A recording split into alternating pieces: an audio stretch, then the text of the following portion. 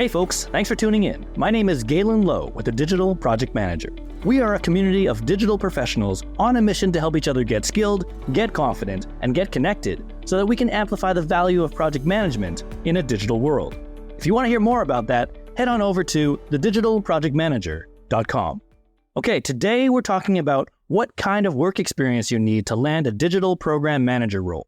Specifically tackling that question of whether it's better to have deep, specialized experience or pockets of varied experience, and how each may require a different approach in landing that dream job.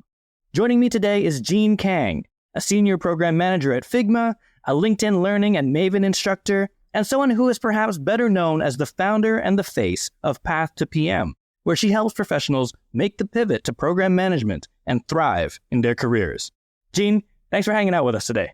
I'm so excited to be here. Thanks for having me. So folks listening, I've been sort of stalking Jean because, Jean, you've been making a real big splash. You're flying the flag for project and program management. You're out there on LinkedIn. You have a weekly newsletter. You are moving and shaking, and you are a very, in my eyes, a respected advocate for the craft. And I was like, let's get her on the show and let's pick Jean's brain because I think you've got a really interesting story. And we are going to get into this whole notion of work experience and how it relates to sort of getting either that next program manager role or that first even project coordinator role and how you can kind of weave that story. But before we get into it, I was just wondering if you could just tell us a little bit about Path to PM and just what motivated you to start doing what you do there. So Path to PM is my brand that I created to help just empower and grow the next generation of project leaders in general. Program managers, project managers, etc. And the reason why I created this brand was because about a year ago, people started DMing me about my journey, how I was able to pivot it and work at different companies. And more importantly, they're really interested about how they could also grow in this program management career path.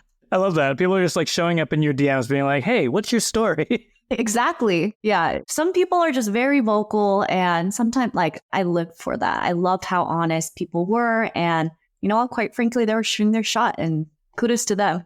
Fair enough. Yeah, no, absolutely. There's so much we talk about, the job seeking process and we talk about job boards and everyone's on Indeed or LinkedIn as a job post and there's, an ATS that's going to scan your blah, blah, blah. But fundamentally, there is also this very human level of let's go talk to people and figure out, what their job is, how they got their job. Let's learn a little bit about somebody's path into their craft or into their current profession.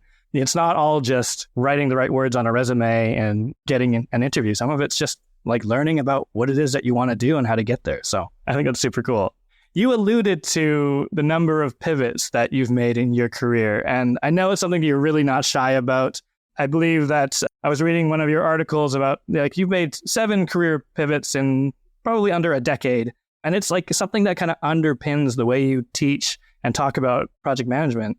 Just wondering, what made you choose that as the cornerstone of your story and also your business? Yeah, that's a really good point. And the short answer is I didn't come up with that tagline myself.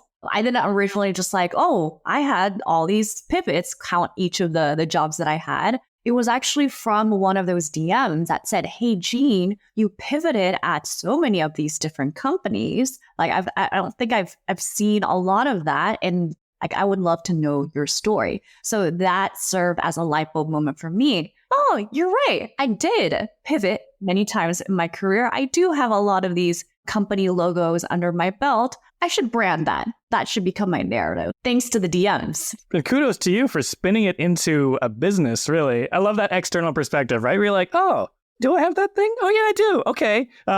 And honestly, some people would be excuse me, no, I've had a very focused career. Thank you very much. Whereas I love that you're kind of able to look at it and be yeah, I did pivot a bunch. And everyone's path is unique. And there's no sort of single journey up the ladder. And that's something that we ought to talk about and sort of arm people to navigate really in this space where I think a lot of the time we're told, no, you get job A, that leads you to job B, that leads you to job C, that leads you to job D. You get your gold pen in your watch after 45 years or whatever. And it's don't think that happens much anymore. And yet our mindsets haven't really always caught up to the notion that, a lot of roles are very multifaceted and it's not really that linear. It's not as linear as people make it seem. Yep, the career path being linear. I just to add on to that, I agree. And I think even in just right now in this market, the narrative is shifting. Just the way people are viewing originally taboo things like being a job hopper was frowned upon a couple of years ago. And I think that's probably why I didn't call myself as one. And now I feel empowered to embrace that as part of my identity. And having this platform like LinkedIn, I'm realizing that resonates with a lot of people. There's a lot of people like us who don't have linear career paths. And even thinking about our path to project and program management, it isn't linear. Oftentimes you are thrown into the water and you kind of find your way, and here we are. So that's kind of my journey as well. And I know that resonates with a lot of people.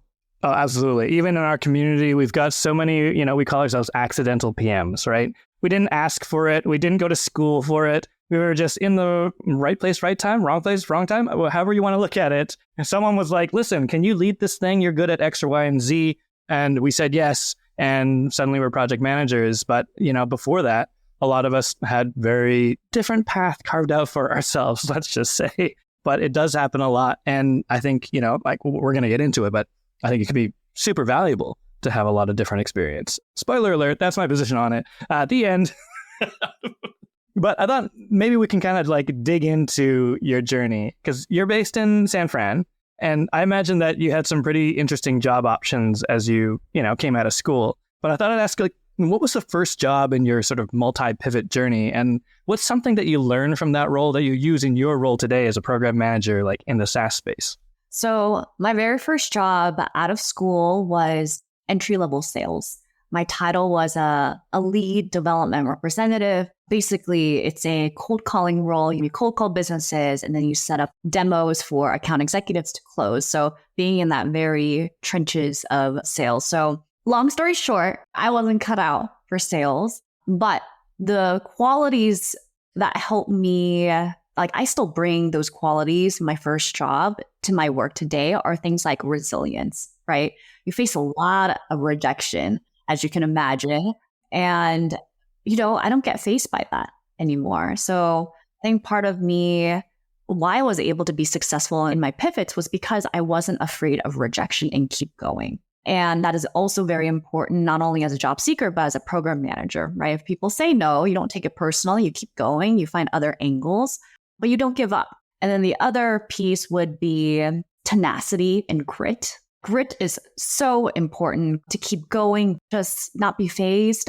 And then also, this is similar-ish, it's a bit nuanced, is embracing ambiguity. In sales, you never know what you're going to get. And also in program management, you're running projects, you don't know if it's going to be successful. You don't know who it's going to impact, who you're going to work with, but you can't be scared by that. You have to embrace it and kind of take it by its bullhorns. And that's something that has been very just intrinsically motivating for me, because I'm the type of person that give me whatever, I'll tackle it. I'll get it done. I don't know how, but I'll figure it out. I love that sort of summary of grit. And I think it's downplayed. I mean, in a lot of conversations I have for folks talking about project management and getting into project management, or, maybe they've been doing it for decades, but, there is this notion of that control freak nature of things and being very organized. And on the surface, it looks like the job is to make sure everything goes to plan. But that resilience thing, the sort of tenacity thing, it really resonates with me, because even when I'm hiring a project manager, I actually don't really want someone who's had a perfect streak of amazing, perfect projects, because it doesn't tell me how they deal with adversity and ambiguity and things going wrong and not to plan. And I think, I guess that's the crux of project management, is that on the surface, it's about making things go to plan. But beneath the surface, it's about pivoting and adapting and changing the plan and, making it all even out in the end. But the actual journey is quite messy. So actually, I really like that. I started in sales as well, actually. Not cold calling, not lead gen. That's tough. Respect to that. But it does kind of put you in this headspace of dealing with people, trying to achieve a goal, getting rejected, getting treated sometimes quite poorly, and, dusting yourself off and getting up again. So I really love that. I think that's really cool. Maybe we could talk a little bit about your journey into project and program management. So you started in sales, and then eventually, you got into your PM role. But I was wondering, what did you do or say to land a PM job without necessarily having PM experience? Oh, yeah.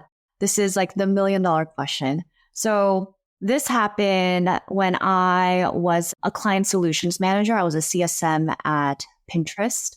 And when I joined Pinterest, it was still very much so like a mid-stage startup, pre-IPO, very scrappy, right? So you're naturally wearing a ton of different hats. So even though I had the title of a CSM role, I was running a lot of different internal team projects, working with different cross-functional teams like product and sales. So I'm glad that it gave me that exposure.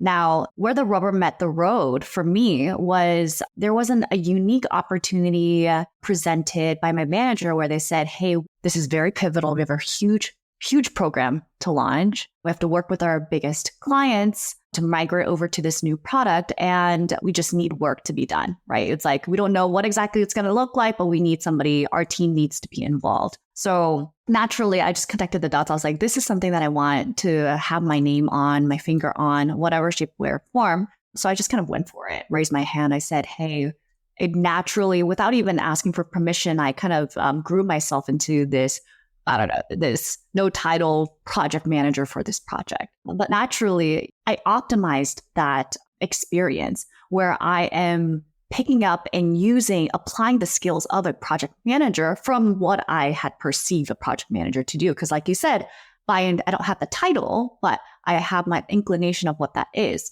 So creating a plan from scratch, getting buy-in, training up a team on new processes, rallying teams, setting up syncs, creating communication plans, measuring out on things, iterating, identifying risks, like all of that stuff happened naturally in that role.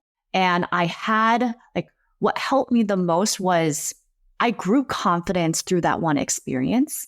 That was one. That confidence helped me and other people realize that I was really good at that. That people, my manager at that time told me like, hey, you're a really good program manager. And I was like, oh, okay. Well, thanks for that.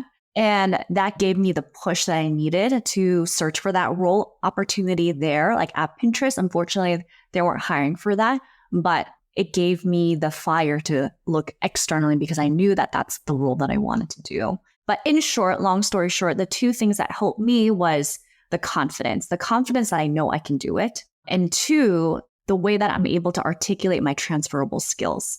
Says, yeah, I don't have a title. I don't need the title because here's the experience and the learnings about what you said earlier. It wasn't a perfect journey, but I learned along the way. And that's what made me shine, in my opinion, in the interviews and what people cared about. I love that. You know what? Like so many of these journeys, a common thread of steel behind a sort of stereotypical project manager origin story.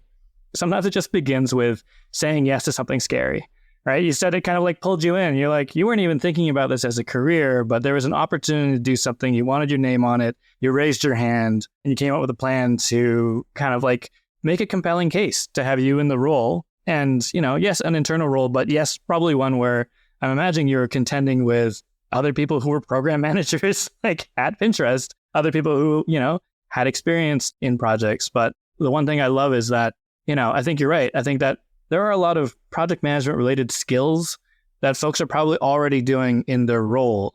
And it's easy to like be blind to it. Do you know what I mean? It's like one of those things where, you know, like the pivot thing you said earlier, you're like, yeah, actually I have done a lot of pivots. Thanks for pointing that out. Where it's like, sometimes people don't know that they have skills to be a great project or program manager. But to your point, you know, are the types of people who are thinking about what might happen or what might not happen, right? Risk, are communicating effectively with their teams, you know, having team syncs. And like, there's just this sort of almost just way of working that really lends itself towards project management and program management, which, you know, I imagine like there was probably some learning to do on the job beyond that once you landed it.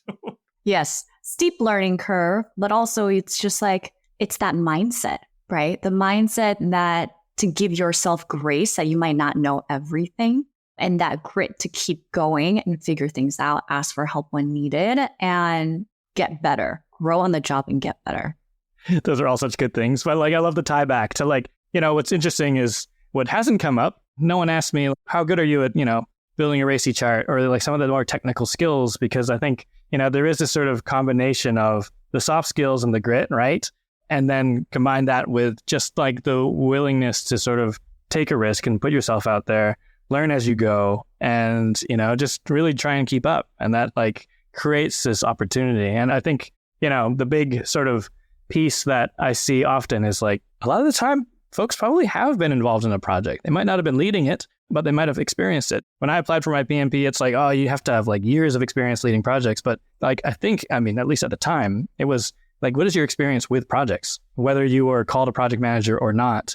And I think that was really a really important lens to sort of build confidence, to say, oh yeah, I have been doing stuff like that actually. Even in my sales role, I was doing that. Even in my CSM role, I was doing that. And sort of using that as part of the sort of conversation or pitch, I guess, of yourself and your skills. That's super cool. I thought maybe we can dive into some of the tough stuff.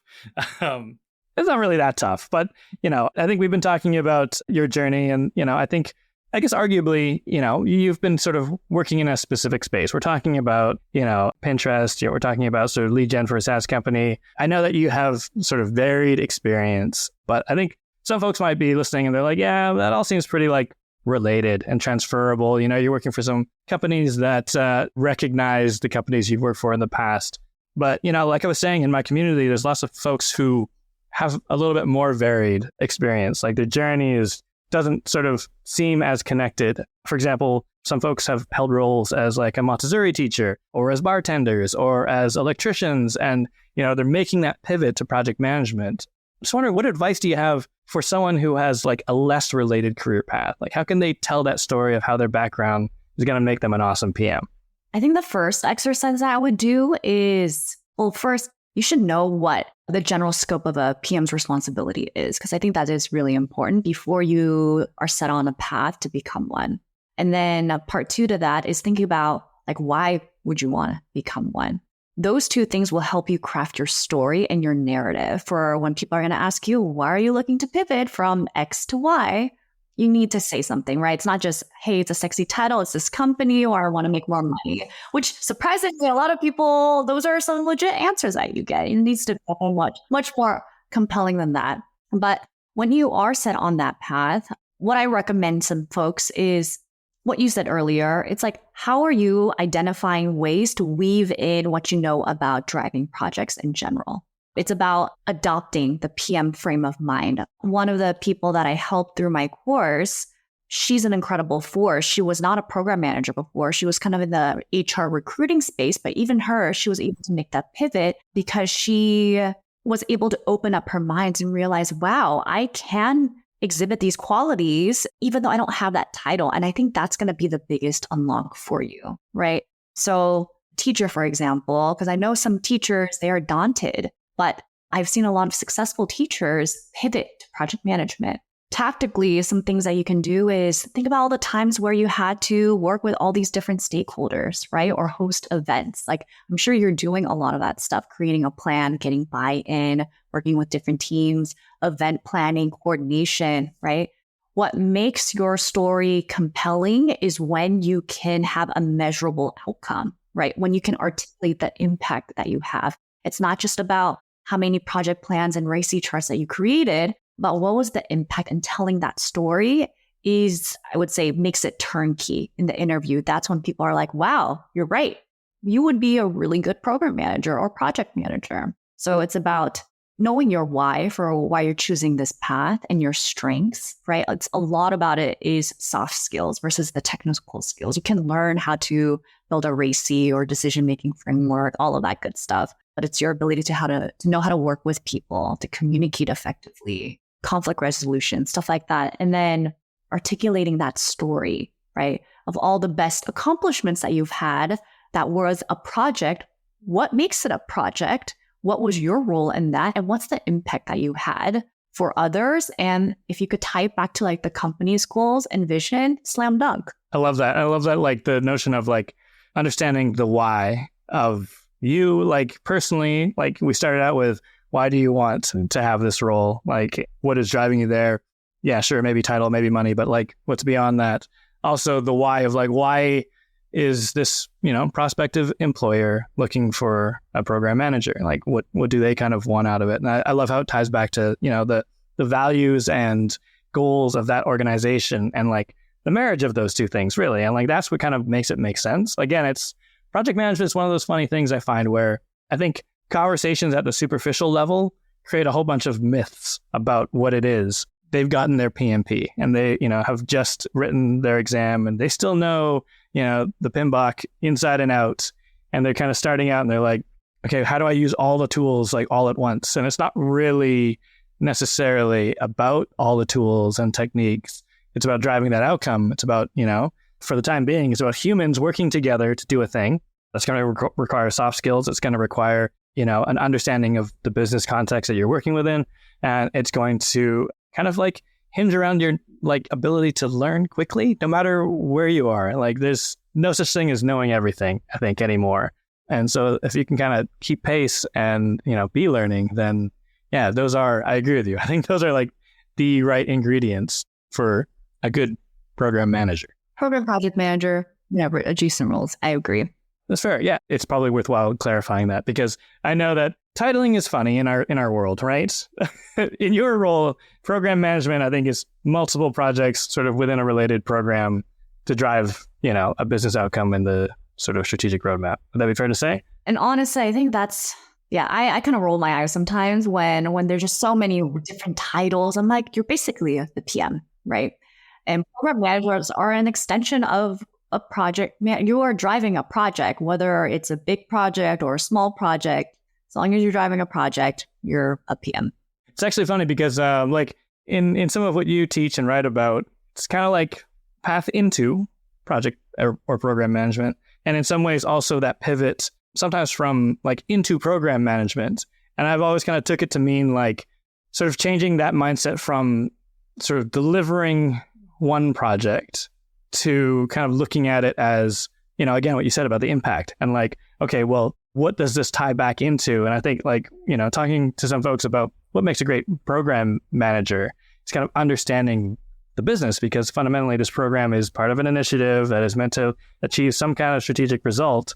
And just looking at it as like tasks that need to be done, like just isn't quite good enough. But what I love is that it's interesting because I think in the way you describe it, and I think for you, actually, it's not that different because I think you came into like project management, understanding that a project is part of a bigger sort of ecosystem.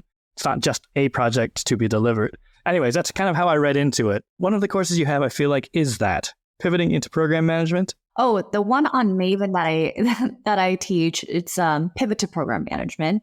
So that one is more about you already are in the role of a project manager, but how might you articulate your transferable skills to make that pivot into a more strategic role like program management?